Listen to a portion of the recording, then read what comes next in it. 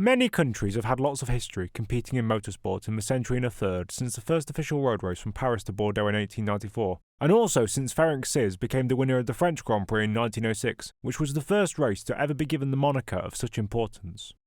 Considering it hosted two of the pioneering events in the road to modern Grand Prix racing, there's no surprise that France is one of the most successful nations in this category of sport, along with the United Kingdom, Italy, and the USA. However, these countries are very populous, ranging from between 60 to over 330 million inhabitants, and are particularly wealthy too, meaning it's obvious that they'd have a great influence over a sport that historically has been limited somewhat to those from an upper class or otherwise elevated background than the common man. Looking through the record books reflects this, as all the nationalities of every Formula One driver's champion are either heavily populated countries or financially well-off ones. The aforementioned nations all feature, along with the likes of Germany, the Netherlands, Australia and New Zealand, Canada, Spain, Austria, South Africa and Argentina. However, there is one other country that has an F1 champion, in fact several, despite not having a historical connection to racing, at least not in the traditional sense, where they were one of the nations involved in the expansion of motorsport. Let me tell you the story of the surprising rise of the least likely successful F1 nation.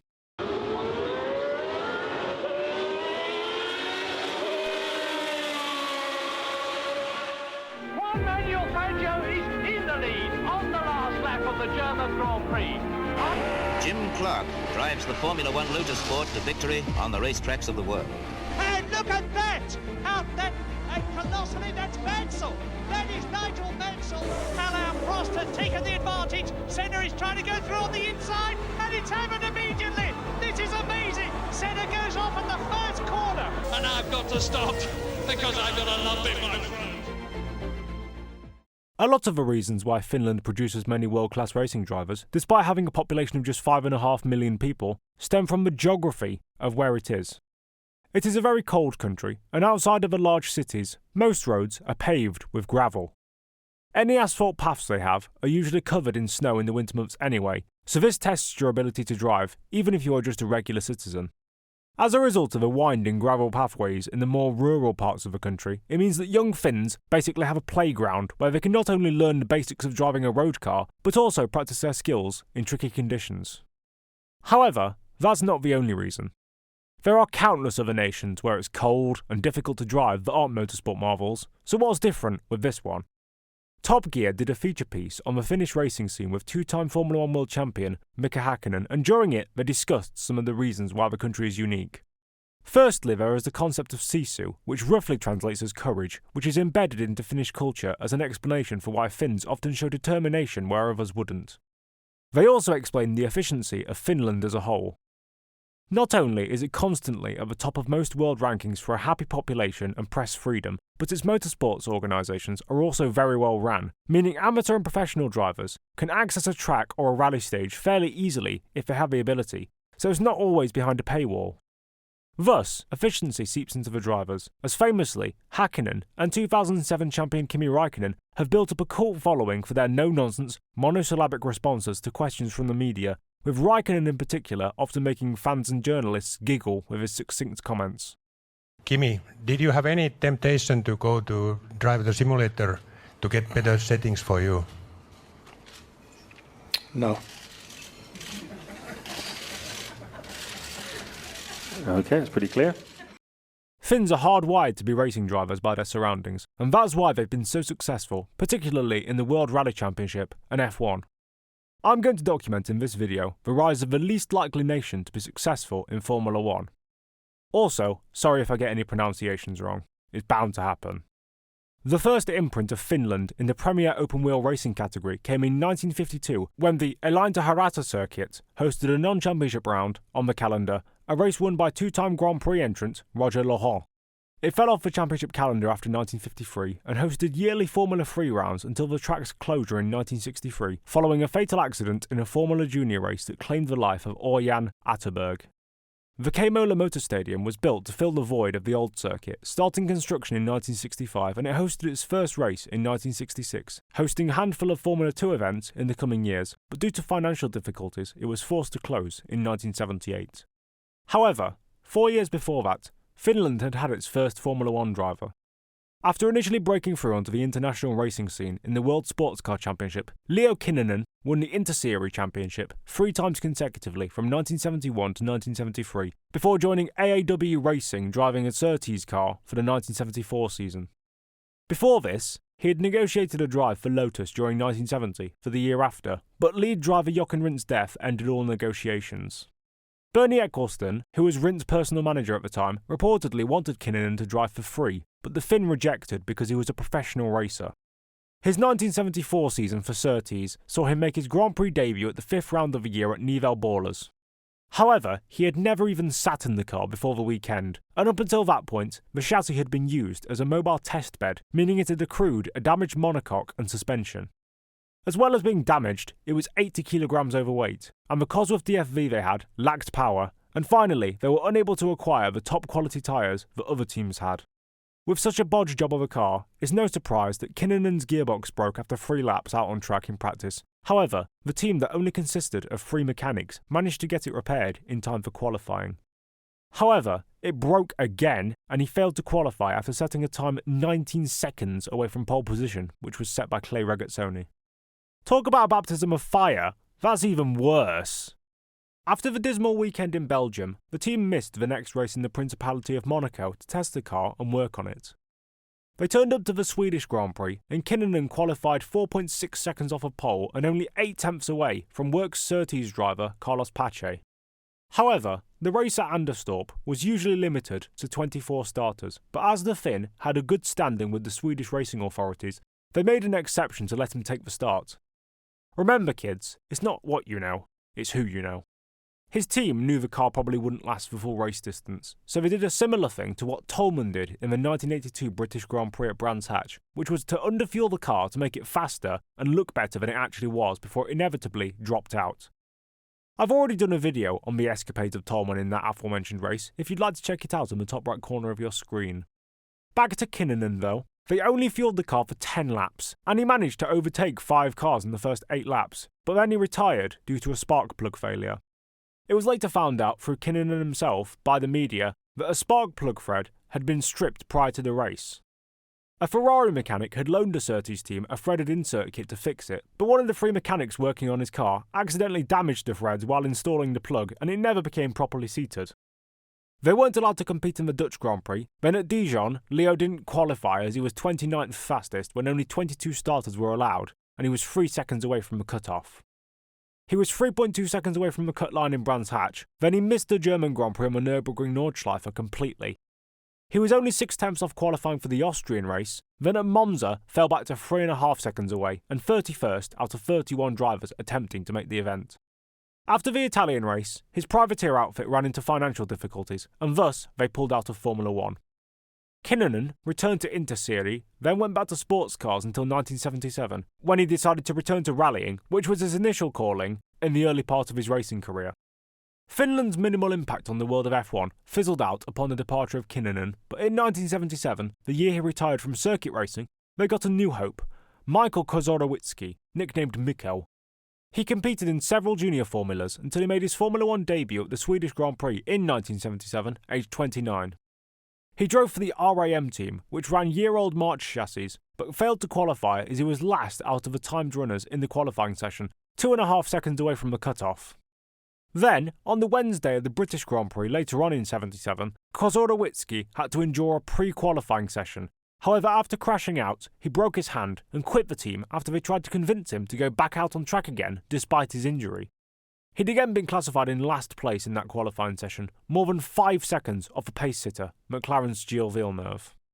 A plan was devised for Kozorowiecki to compete in 1978, but a lack of money meant Mikko's Formula 1 career went no further. However, Finland's F1 fans wouldn't have to wait long after he retired to find a new hero. Keke Rosberg, also known as Keke Rosberg, had dabbled in Formula V, Formula Super V, Formula Gary V, and Formula Cryptobollocks. On a serious note, he competed in both the V formulas, Can-Am, Formula Atlantic, Formula Pacific, and Formula 2, before making his Formula 1 debut, driving for Theodore in 1978, a team I've covered before in another video if you want to check it out on the top right corner of your screen again. Rosberg made his debut at the South African Grand Prix, where he qualified 24th for the backmarker outfit and retired on lap 15 with clutch failure.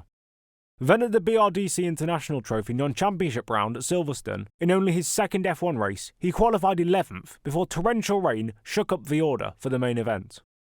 It created such a shake-up that Rosberg won the race, ahead of two-time champion Emerson Fittipaldi in second, while several other drivers, including incumbent champion Mario Andretti and the two previous, James Hunt and Niki Lauda, spun off or had accidents. After his win, he remained with Theodore until the 7th round of the season in Jarama, where he moved over to another perennial backmarker, ATS. After he'd failed to qualify in all 4 of his last races, he was 15th in Anderstorp, then 16th in Paul Ricard before retiring from a suspension failure in Brands Hatch. However, he returned to Theodore for the next 4 races as they had acquired the previously race-winning Wolf chassis, a team I've again covered previously, but only scored a best result of 10th in Hockenheim before moving back to ATS for the final 2 rounds, unable to finish either race. He was unable to find a team at the start of 1979, but signed for the financially troubled Wolf Works team for the 8th race in France, where he finished 9th, although he failed to finish any of the remaining rounds, even failing to qualify in Canada.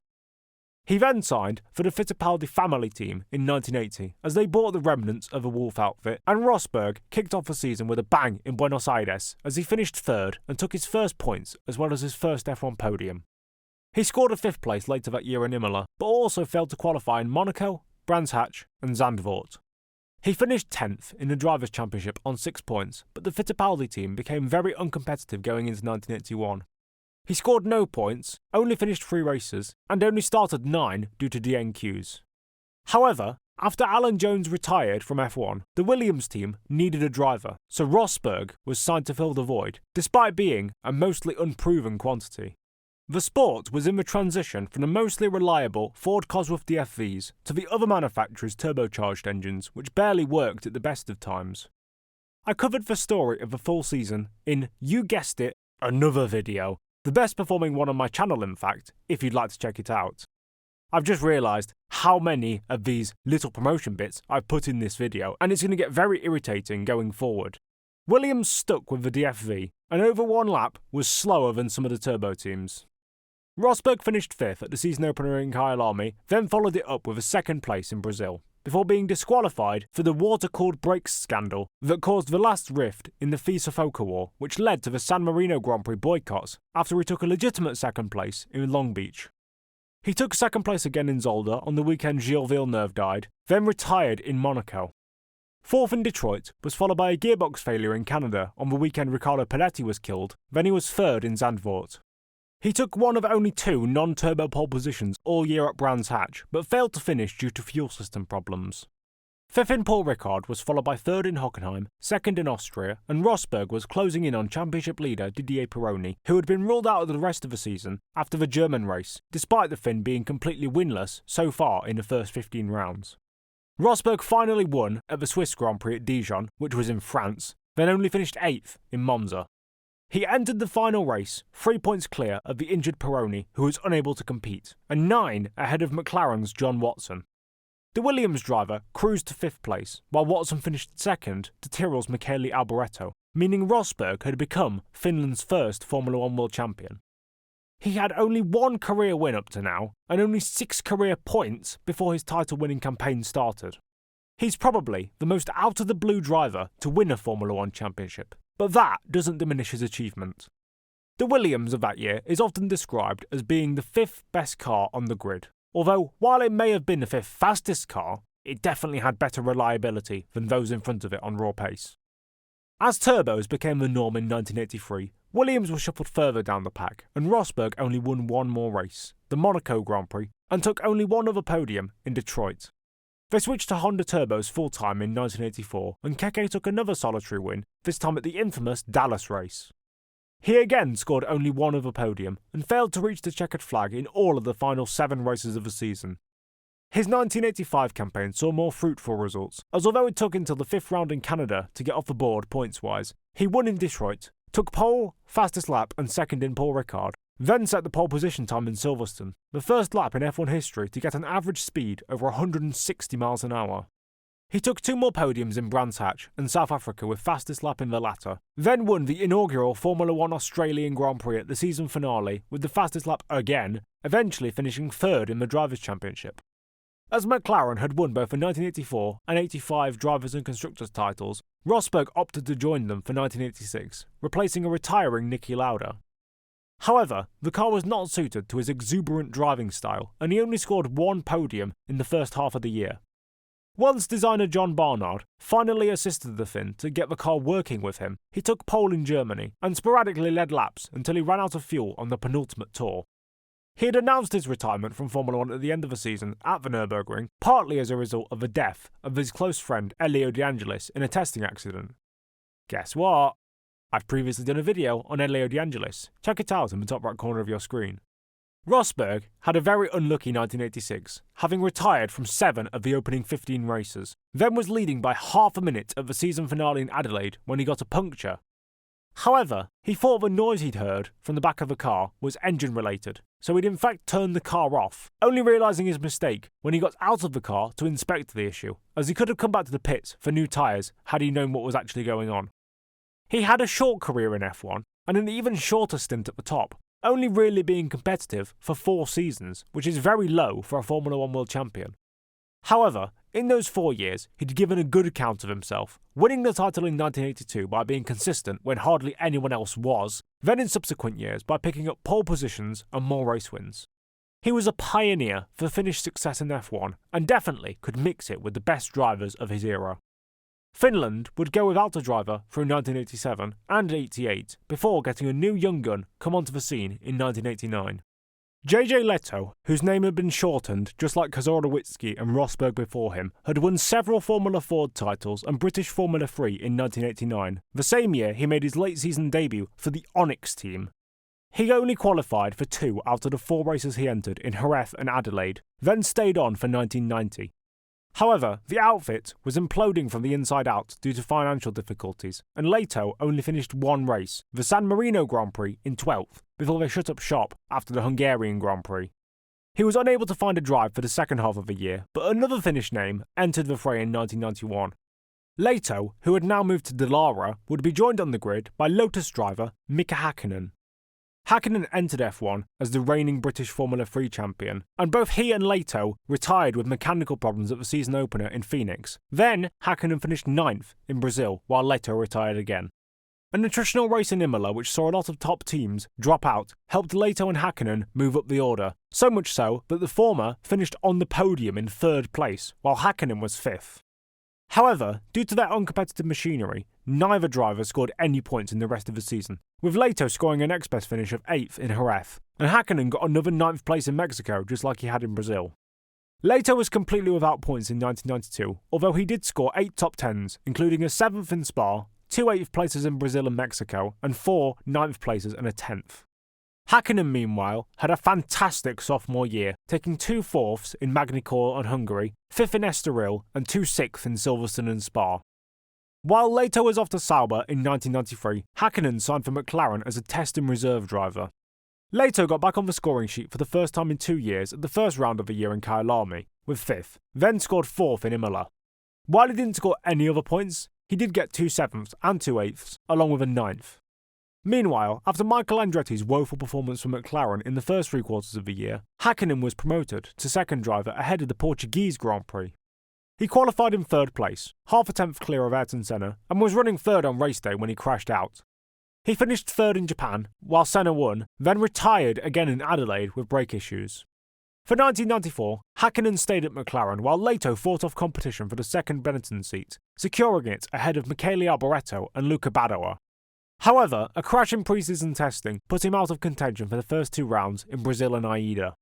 Hakkinen had engine failure in Brazil, then in Aida hit the back of ex-teammate Senna at turn 1, pushing the 3-time champion into retirement before he himself retired with gearbox trouble on lap 19.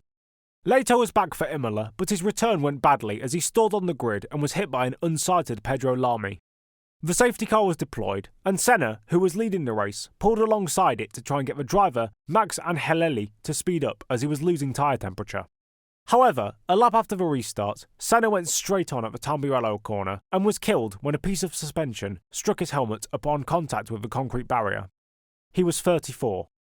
Once the race restarted, Hakkinen finished third, but podium celebrations were mooted by the deaths of Senna and Simtek driver Roland Ratzenberger earlier in the weekend. Mika went on a 4-race retirement streak after Imola. Meanwhile, after his lacklustre performances in Monaco, Spain and Canada, Leto was dropped as it was clear to Benetton that his injuries from the pre-season testing accident had not fully cleared. Jos Verstappen took his place, and Hakkinen took another podium in Silverstone before retiring again in Hockenheim, this time triggering a pile-up that saw several drivers retire along with him. He was given a 1-race ban for his driving antics, which he served in Hungary before returning in Spa. He finished second there, then took 3 consecutive third places in Monza, Estoril and Jerez. While Hakkinen was racking up good results, later would return to Benetton in Monza, where he finished 9th, then retired in Estoril. He missed the European Grand Prix, then moved to Sauber for the final 2 races of 1994. Also for the remainder of the year, another Finnish driver would join the grid for the dying Lotus team. British F3 runner-up to Hakkinen in 1990, Mika Salo was the man in question. However, none of the 3 Finns had any good luck in the last races, as none of them got any points, with Hakkinen being closest with 7th in Suzuka. The latter driver would remain with McLaren heading into 1995, while Leto was unable to find a seat following his lacklustre season, so he went into DTM and drove in the Le Mans 24-hour race, which he won. Salo, however, joined Tyrrell after the demise of Lotus, keeping the double Finnish representation in Formula 1. He got agonisingly close to points numerous times in the first 3 quarters of the year, with 7th in Interlagos and Montreal, and 8th in Silverstone and Spa. He broke through with 5th in Monza, then also scored in both of the final 2 races in Suzuka and Adelaide, where he was 6th and 5th respectively. Meanwhile, Hakkinen and McLaren were probably at the worst part of their mid-1990s slump, as Hakkinen scored points only 4 times, although 2 of those 4 were second places in Monza and Suzuka. He was also lucky to be alive after his crash during the Adelaide weekend saw him need a trackside tracheotomy delivered by one of the marshals. 1996 saw better results for the McLaren driver as he scored 4 third places, only retired twice, and only finished outside of the points 2 times. While Salo's 1995 points haul came all in the last 6 races, his entire 1996 tally came in the opening sextet of events, as he was 6th in Melbourne and Monaco, in the latter of which he wasn't actually running at the checkered flag, and 5th in Brazil. 1997 saw Salo again show his Monaco prowess by taking the only points of his season there by finishing 5th, whereas Hakkinen took 2 third places. Then after Michael Schumacher and Jacques Villeneuve's crash at the season finale in Jerez, the Finn took the lead from the damaged Canadian on the final lap and won his first race after 6 seasons in F1. Adrian Newey's MP413 was the best car on the grid at the start of 1998, and Hakkinen took pole position, the fastest lap, and the race win, lapping everyone apart from his teammate David Coulthard in the opening round at Melbourne. He took a Grand Slam in Interlagos, then second to Michael Schumacher in Argentina, before retiring with gearbox trouble in Imola. He bounced back with a near Grand Slam in Spain, then another total domination in Monaco. His gearbox went in Canada before he took consecutive pole positions in Magny-Cours and Silverstone, along with a 3rd and 2nd place respectively.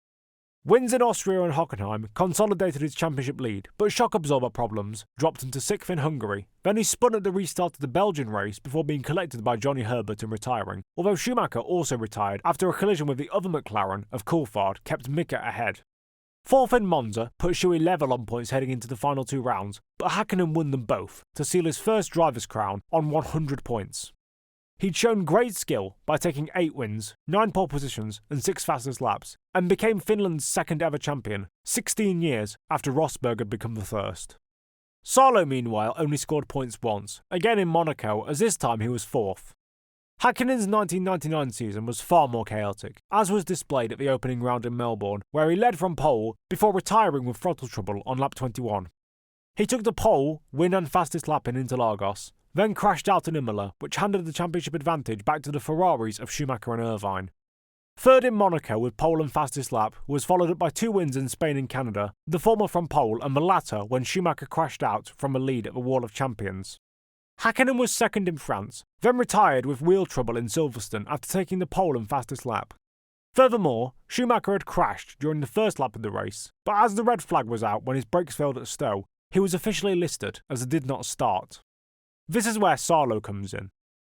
Luckily for Ferrari, Eddie Irvine had been keeping up with his teammate in the first half of the season, level on points with his German counterpart after Silverstone. However, as Shuey had suffered a broken leg, they needed a replacement driver, and as Salo had deputised for Ricardo Zonta at BAR at a few races earlier in the year, he was deemed a suitable replacement and would act as a number 2 to Irvine. He competed from Austria onwards, showing particular speed on the low downforce circuits, at times even outperforming his Ulster teammate. He scored 2 podiums in Hockenheim and Monza, actually leading the former until being told to let his teammate through. Eddie gave him the winner's trophy after the race, saying that he deserved it more.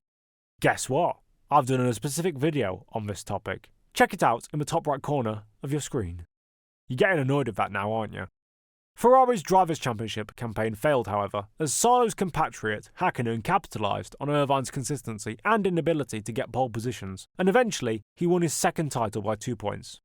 Most people agree that had Schumacher not broke his leg, he'd have easily beat Mika, but the Finn could only play the hand he'd been dealt, and although he'd made several mistakes, had deserved the title more than Irvine.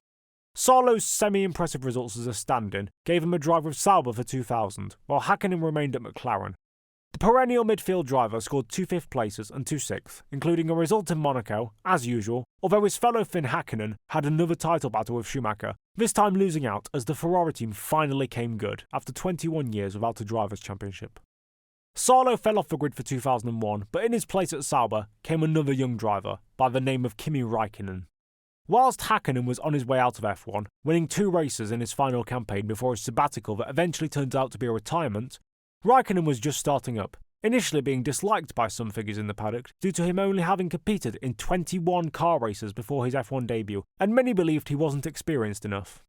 However, he shut up his haters by finishing in 6th and in the points at Melbourne, before picking up 2 4th places in Austria and Canada, then 5th in Silverstone, accumulating to 10th in the driver's standings, only 3 points off more experienced teammate Nick Heidfeld. He moved to McLaren in 2002, but they saw a step off in performance, as David Coulthard won only 1 race, while Raikkonen scored a best result of 2nd in Magny-Cours, which could have been a win had he not slipped on a patch of oil and let Michael Schumacher storm home to win the race and take his 5th title.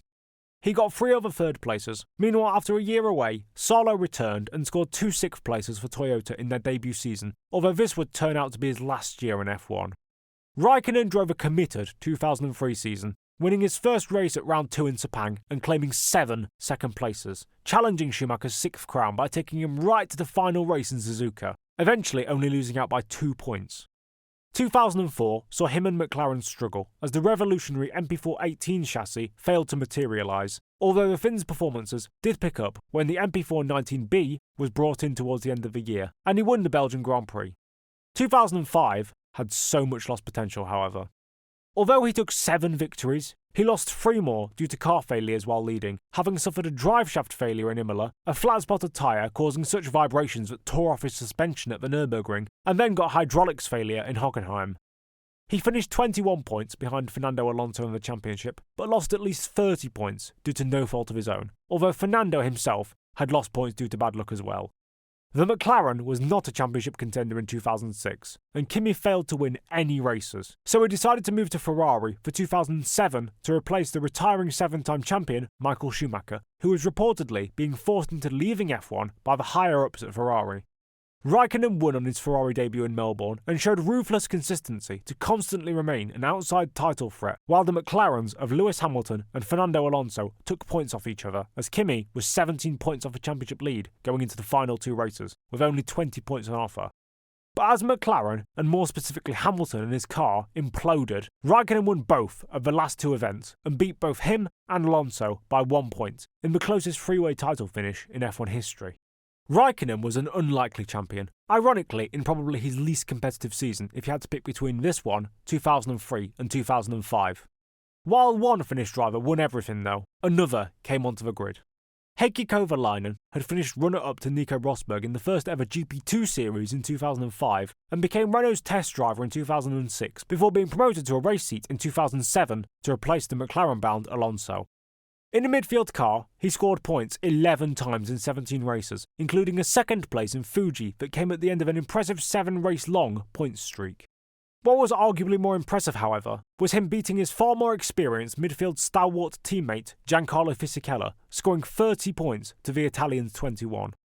Kovalainen switched seats with the unhappy Alonso for 2008, but practically got dunked on as Lewis Hamilton's teammate, taking only one pole position in Silverstone and his first win in Hungary, as James Allen pointed out in the commentary of that day. Keke Kovalainen wins the Hungarian Grand Prix, his first ever Grand Prix victory. I'm sure there'll be plenty more. Meanwhile, Raikkonen started 2008 off well, winning 2 of the opening 4 events, and led the title race by 9 points at that stage. However, from the 6th round in Monaco to the 15th in Singapore, he scored only 2 podiums, then scored 3 consecutive third-place finishes at the final 3 races. Some conspiracy theories believe that Kimi was being sabotaged by Ferrari as they wanted to replace him with Alonso for 2009 or 2010, and it is very mysterious how his performances went from very good at the start of the season to awful in the mid-season to very good again at the end of the year. Regardless of the reason though, Kimi went into 2009 as a Ferrari driver, but they slumped in performance as he only won 1 race in Spa thanks to having the KERS system on board to overtake the Force India of Giancarlo Fisichella. However, he was indeed ousted by Ferrari for 2010 and took a hefty payoff to sit out the season entirely, leaving Kovalainen as the only Finn on the grid. Heikki had a frankly awful 2009, scoring less than half his teammate Hamilton's points and failing to register a single podium while Lewis took 2 wins. He sought refuge at the Lotus team for 2010, but despite being the most prepared and well-funded of the new outfits coming to the grid, they were well off the pace, and although Heikki scored the best result of any of the Virgin, Caterham or Hispania teams, that finish was a paltry 12th in Suzuka. 2011 wasn't much better, as despite his green team reigning supreme, his 13th position at the Temple of Speed was meek, as the team lacked the speed that they needed to be able to beat the people in the better machinery. Raikkonen was back for 2012, as Lotus became Caterham, and the old Lotus remained as Lotus because there were 2 Lotus teams in 2011, one that was green and one that was black and gold. Confused? Good. Raikkonen put together a bulletproof and consistent season, taking 7 podiums and 1 win, scoring points in every race bar 1, that being at China, where he went from 2nd to 12th in 1 lap towards the end with tyre fall-off. However, the most memorable moment was undoubtedly his "leave me alone, I know what to do," and yes, I'm doing all the tyres, you don't have to remind me every 10 seconds. Those comments are ingrained in F1 folklore to this day. Kovalainen, meanwhile, had an okay 2012, being outperformed in the Drivers' Championship by teammate Vitaly Petrov at the season finale in Brazil, as the Russian secured 10th in the Constructors for Caterham over Charles Pique's Marussia in the last race. However, Kovalainen lost his seat at the Malaysian outfit for 2013, and a new rookie came on board for a legendary team. Valtteri Bottas won the GP3 series in 2011 and spent 2012 stealing Bruno Senna's car in free practice sessions before getting a full-time race seat in 2013. However, this Williams car he was driving was a step down from a year before, and he only scored points once in COTA with an amazing 8th place, although his most memorable moment that year was getting 3rd in qualifying in Montreal. Raikkonen, meanwhile, won the season opener in Melbourne and took 6 second places to take 5th in the driver's standings, although he did miss the final 2 races due to having not been paid by his team, as he was owed €19.5 million in extra bonus money due to the amount of points he scored over the previous 2 seasons. He was replaced by Kovalainen, who got 2 14th places in what was probably at that part of the season the 2nd quickest car on the grid. Raikkonen moved back to Ferrari for 2014, while Bottas stayed with an improved Williams team. That year's Scuderia car was abysmal, and although Fernando Alonso outperformed it as he usually did, nearly taking a win in Hungary and 8 top 5 finishes, Kimi got only 1 top 5, with 4th in Spa. Meanwhile, Bottas got several podiums and 4th in the championship after cooking his more experienced teammate Felipe Massa. 2015 saw Raikkonen jump up to 4th in the standings, only 1 place behind new teammate Sebastian Vettel, although he was 130 points behind the German. Bottas again outperformed Massa, but by less of a gaping chasm, as the Brazilian recaptured a good run of form. However, Williams and Ferrari both fell off in 2016, although Kimi only finished 40 points off of Vettel. Valtteri finished about 30 points ahead of Massa, with 85 compared to the Brazilian's 53. After a few lull years with no finish winners, Bottas moved to Mercedes, replacing the retiring Keke Rosberg, and became the number 2 to Lewis Hamilton in 2017. He took 3 wins, but only finished 58 points away from the incumbent British champion, who took 9 victories across the season. Raikkonen, meanwhile, was over 100 points off of Vettel. 2018, however, saw Bottas flop hard, as although Lewis took 11 wins, Valtteri had 0 and finished 150 points off of him in 5th place, behind both Ferraris and the Red Bull of Max Verstappen in the championship. Raikkonen had a more agreeable year, finishing third in points, 69, nice, behind Seb in what turned out to be his final year for Ferrari and the year in which he took his last race win in Kota. While Bottas ate porridge at the start of 2019 before losing out to Lewis due to consistency, Raikkonen tripled his new teammate Antonio Giovinazzi's point tally, 43-14, even getting a 4th place in Brazil, while Gio was 5th. As the unspeakable disease hit the world in 2020, Bottas again won the season opener, but ended up losing 120 points to Hamilton, even in a shorter 17-race calendar where Lewis missed one race due to said unspeakable disease. He also spun 75,000 times in Turkey. Raikkonen, meanwhile, equalled Gio's points tally, although he had his day of days at the Portuguese Grand Prix at Algarve, overtaking 10 cars in one lap and making everyone look like amateurs. However, in 2021, it was both Bottas and Kimi who looked like amateurs. Although Raikkonen scored 10 points to Giovinazzi's 3, the Italian was screwed on strategy multiple times, and Kimi at points appeared to just lose concentration and completely lack any awareness, like in Austria where he wiped out Vettel in a clumsy move. Bottas, meanwhile, did everything he could not to help Lewis fight for his 8th title, making mistakes numerous times, such as in Hungary when he went bowling at turn 1. Raikkonen retired at the end of 2021, and Bottas took his Alfa Romeo seat, and since then has just been incredibly mediocre, often getting outperformed by his much less experienced teammate Guan Yu Zhou. He doesn't even show flashes of potential anymore, and apart from a few wild Instagram posts, nothing can realistically save him from being dropped at the end of 2024, which will probably make it the first time since 1990 that no Finnish driver will appear on the grid. It seems that Finns in motorsport are like Brazilian football players. When they're in form and motivated to win, they're fantastic and dominant, but when they can't be arsed and get lazy, they fall by the wayside. Nonetheless, for a country that only has 9 F1 drivers to its name and a tiny population, entering 2/3 of F1 races in history is impressive, along with 3 champions, 5 race winners, and 7 podium finishers. Kinnunen and Kozłowicki in the mid-70s were pioneers, with Kinnunen especially being a bit outdated with the fact he was the last F1 driver to wear an open-face crash helmet at a race weekend, and Kozłowicki was just another rubbish backmarker team driver to be honest. Keke Rosberg had a very high performance ceiling and was very consistent, albeit aggressive, despite being laid back off track, and Salo and Leto were perennial respectable midfielders who had a bit of time in top-tier machinery. Hakkinen and Raikkonen had very high performance ceilings, just like Rosberg, and the former could be very inconsistent over a season to the point he nearly threw the 1999 title away because of it, and Raikkonen could fluctuate from being amazing one year to average the next. Bottas is somewhere in the middle of Kovalainen and the pairing of Mika and Kimi, and Heikki himself is in the middle of Bottas and the duo of Salo and Leto in terms of talent. So it goes Salo and Leto, then Bottas, then Mika and Kimi, if you get what I mean. This extensive documentary of Finnish drivers doesn't even touch on the insane amount of talent they have in the WRC, from Mäkinen to Gronholm, to Vatanen and Rovanperä, and in general, Finns are absolute nutters who tend not to give a toss about anything other than racing, which resonates with an autistic mind like mine. But with that being said, I think that brings today's video to a close. I hope you enjoyed this longer video talking about Finland's fantastic F1 history, and if you did, please remember to like, comment and subscribe, and if you'd like to become a Patreon member, do so with the link in the description. Big shout out to my current Patreon subscribers Andy Lamberts, Eamon Al-Dowdy and Jack Bassett, and if you'd like to simply support the channel and get early access to videos, you can, as I said, join this list of lovely people. You can also follow my Instagram with the other link in the description if you want to see more behind the scenes content. Lastly, I'd like to shout out my thumbnail creator, Zach RC, who has consistently provided me with really good thumbnails for the past few months, and he's helped a lot with my channel growth. Anyways, with my shameless plugging and promotion out of the way, I'm Nedzo,